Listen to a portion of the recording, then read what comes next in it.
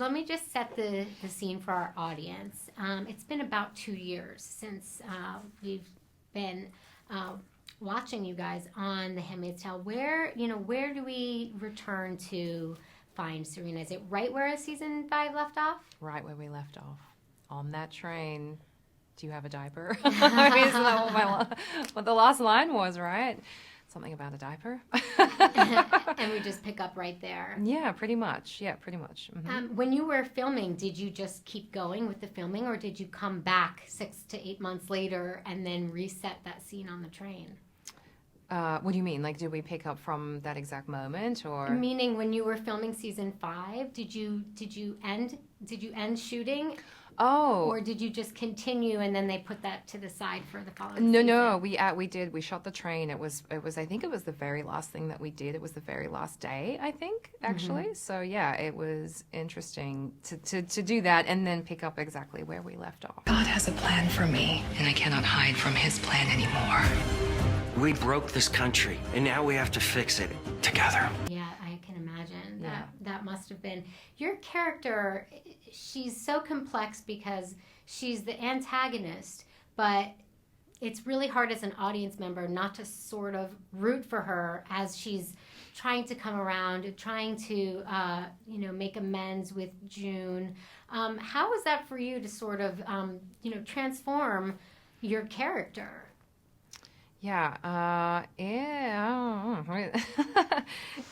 it's been a ride. I have so much fun with her. I step into her shoes and her outfits, and it's so fun. I mean, it's the gift that keeps on giving, this role. Throughout the seasons, I have just, it's never been boring. It's been the opposite, and it's been really exciting. So, but it's also, and it's been exciting and never boring, I think, because it's challenged me so much. It's probably the only character I've ever disagreed with to this extent, and that's been really interesting to navigate as well. You gotta, because it's easy to judge her, it's easy to hate her, but you have to put that aside when you're trying to get into her humanity, into her core, and that has been interesting, is one way to put it, when she makes certain choices and they're awful choices. They're so bad. We watched a scene from one of the earlier seasons last night, and it was a scene where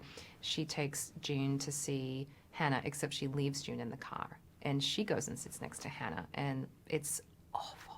And then gets back in the car, and she's so hardcore. And I remember thinking, God, how do I do this? I was struggling so hard not to just cry for June in the back seat. Mm-hmm. It was banging on the wall. I mean, the empathy that I felt for her on the day, that just couldn't go there because I'm playing the other one.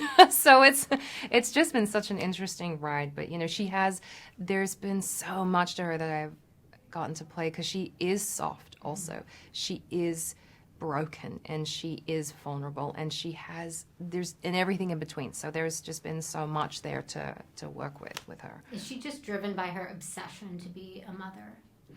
I think she's driven by a lot. I think that's definitely a big thing. I think there's a drive to survive. I think every character in Gilead has a drive to survive, no matter where you are in that hierarchy. It's a terrifying society to live in. So there is an element of survival and the choices you make to benefit yourself versus to benefit the greater good. And Serena grapples with that. She's not as brave as June. She's different, makes different choices. Her upbringing, her religious beliefs, everything. There's so much that goes into her, and I think a lot of it is also her emotional wounding, from Fred and betrayal, and yeah. I built this miserable hellscape. This is the beginning of the end. What's happening? Rebellion. Were you satisfied with the way the whole series wraps up? Yes, I was satisfied with it. I think it's very moving. It's heartbreaking. It's shocking. It's meaningful. Yeah. Serena, I'm not sure if you can really answer this, but we know there's a war coming. What side does Serena take, and does it change? $1 million question. Yeah, what side does Serena take? Yeah, well, I mean, yeah, I can't answer that. Does she struggle with her decision? Yeah, there's definitely some struggle, and it's for all of the reasons I mentioned before. It's everything. It's her belief system. It's how she was raised. It's where she thinks she's safe and comfortable, and she's a woman without a place now. She doesn't know where she belongs. That's where we meet her. She's on the train. She doesn't know where she's going. She doesn't belong anywhere. So she's making choices based off of that as well. And to make the stakes higher this season, she has a baby. So there's so much that goes into her decision making. But that's definitely, I think that is the $1 million question for the character of Serena this season is will she be one of the good guys or not? But that's also really black and white, and that's not what we're about on the show. Right. It's very gray. Yeah. Rise up and fight for your freedom! Where is June Osborne?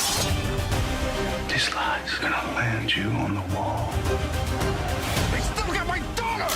You're just like the rest of them! As this season wrapped up, I'm sure you've been asked this all day, but did you take anything from the set? I know that they sort of expected at this point for the characters, the stars to come and say, okay, I have to have this.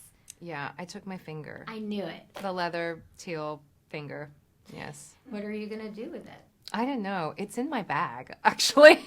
Because I have a bigger bag that I took, and I grabbed my set bag, which I haven't used since the last day of set, and I just realized, it's still in my bag, which is amazing because here we are, the show. My finger is with me today.